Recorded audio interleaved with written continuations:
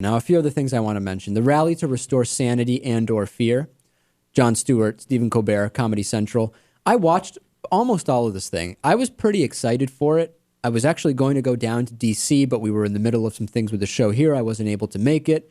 I'm kind of glad I didn't, because really there were just a few highlights from it. How much of this did you see, Lewis? To be honest, I didn't see any of it. You haven't seen any of it. Well, The Roots opened up and John Legend came out. That was great. They were both great. Then it got somewhat boring. The Mythbusters guys came out. You know the show Mythbusters? I love that show.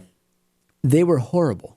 I mean, they were literally horrible. They were doing experiments with the crowd, like having them jump all up and down, having a wave go back and forth. The wave took minutes to get from the front to the back, and it was complete silence. Completely bogus thing to do on live TV. Just didn't go well. And then they brought out Cat Stevens, or Yusuf Islam, as he is now known, and Ozzy Osbourne and the OJs. They were all pretty good. My initial thought was bringing Cat Stevens out is a little bit risky politically, in the sense that even though it was an accident, he was put on this no-fly list, and then he wasn't let into the U.S. It doesn't seem to really be hurting the way the rally is being looked back at in retrospect. But the conservative media outlets did talk about that, right? They were kind of criticizing the inclusion of Cat Stevens in this thing. Yeah. And that was written on the wall. We knew that was going to happen. And then Jon Stewart's speech at the end was very good. I thought that was probably the highlights. I could have done with the first 30 minutes and then the last 15 minutes for Jon Stewart's speech. Now, the interesting thing, 215,000 people are estimated to have been there compared to about 100,000 for Glenn Beck. Now, I know if you watch Fox News, they estimated only 15 people were there, so that might have given you the wrong impression if you didn't actually see the event. But that was as expected. No? Right.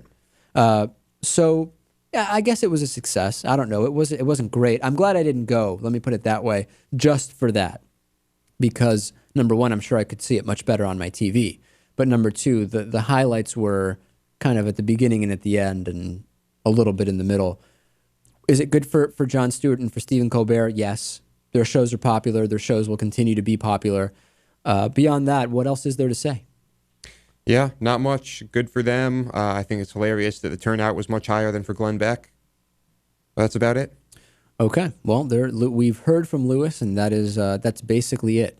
The Clint McCance story. I'm not going to go into this whole thing. There's an incredible story that happened last week. Clint McCance is the former vice president of an Arkansas school district, and he went on Facebook and made incredibly anti-gay comments, including, I hope that fags and queers die of AIDS. He likes it when fags and queers, as he puts it, die of AIDS. He said a bunch of crazy things, and then he went on the Anderson Cooper show, and he did an interview. The entire interview was bizarre, and it was a non-apology. The guy clearly does not regret what he has said. He is just sorry that he got caught. And we have a great commentary, piece-by-piece analysis of this on our YouTube channel. So log on to youtube.com/midweekpolitics. Check it out. We literally, Lewis, are going through in detail each piece of this apology, and it's just an incredible story. News stations, I want to say. Oh, go ahead, Lewis. Just the Facebook thing. Like, who thinks they can put things on Facebook and just so ignorant as to how, widespread it really is. That's right.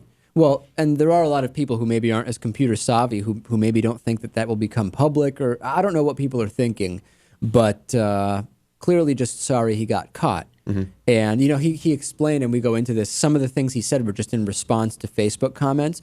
That makes perfect sense. Lewis and I, everybody who works on the show, anytime somebody puts up a Facebook comment we don't like, we go into anti-gay tirades. I mean, it's just the natural reaction to controversial Facebook comments. Right. News stations airing the David Pakman Show. Hit 94 FM in Aruba. I hope we're not wrapped up with that Natalie Holloway stuff now that we're airing in Aruba, but we're thrilled to be on. Last week's poll. Should Juan Williams have been fired from NPR for his recent Muslim comments? Surprising. No, 57%. 37% say yes, he should have been fired. I'm surprised. I thought most people would go in the way of he should have been fired, even though, as I said last week, I don't believe he should have. And, of course, our new poll, how effective will the Tea Party winners be at passing the changes they promised? I believe not very effective. Log on to davidpakman.com and vote. Here's a few emails from last week. Colorado Amendment 62. Randy says, you missed an important point on Colorado Amendment 62. Not only would it outlaw all abortion in all cases, it would outlaw most forms of birth control. The amendment describes a person as a fertilized egg. Absolutely right. And we mentioned that earlier. The amendment is insane, and it's a total disaster. Juan Williams. Williams absolutely should have been fired by NPR for saying something that was blatantly racist. He should be on Fox if he wants to perpetuate hate and fear of brown people who he decides are Muslims. If you replace the word Muslim with Jewish or black, people would be shouting racism from every rooftop. We're conditioned to hate people, but that doesn't make it morally acceptable when we fail to challenge it. I completely disagree. The context of what he was saying was actually anti-racist. He should not have been fired for that reason. He should have been fired years ago for bringing his fake liberal opinions to Fox News. Today on the bonus show, we're going to talk about did Lewis vote or not. Lewis has never voted in an election prior to today, or prior to this election, if he voted. That's not true. Oh, so you have voted sometimes? Yes. But you stopped voting under protest? Kinda. Okay. And is there a cure for colds plus plenty more? DavidPakman.com/membership. Get the bonus show. We'll see you next week. You've been listening to The David Pakman Show.